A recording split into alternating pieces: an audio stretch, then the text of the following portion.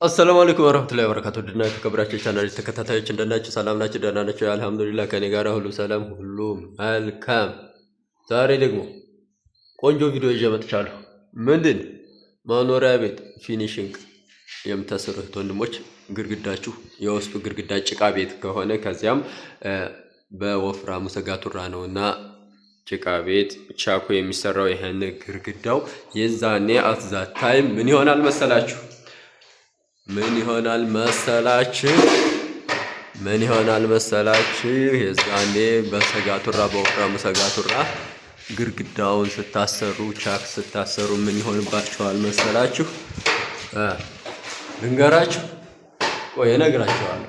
ትንሽ እስከዛ ይሄንንም ተመልከቱና ዋሻው ከዛ ምን ይሆናል መሰላችሁ? ይሄው ጀስት እንደዚህ ግድግዳው የመቅላት ወይም የመጥቆር ባህሪ ይኖረዋል ማለት ነው። ይታያችኋል።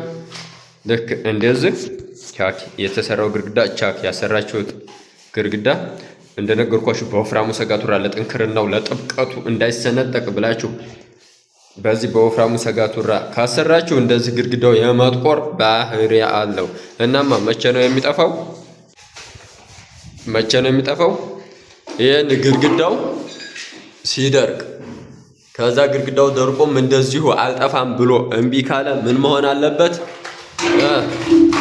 ልክ እንደዚህ ፕራይሜሪ ዋይት ፔይንት መቀባት አለበት። ሰማችሁኝ?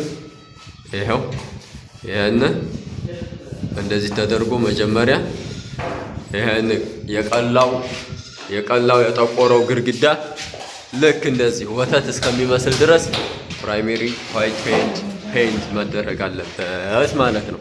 ማሻአላህ ይታያችኋል እንደሚመስል። ያን ግድግዳው በጣም የቀላና የተቋቆረ ነበር። አሁንሳ ይሄው ፍክት ምር ነው ያለው ማለት ነው። ስለዚህ ዝም ብላችሁ እዚያው ላይ ቀለም የምታስቀቡት ከሆነ ይቀላባችኋል፣ አያምርላችሁም። ያ ከመሆኑ በፊት ጀስት እንደዚህ ወጭ ሳትፈሩ ወጣ አርጋችሁ እንደዚህ ማሳመር አለባችሁ ማለት ነው።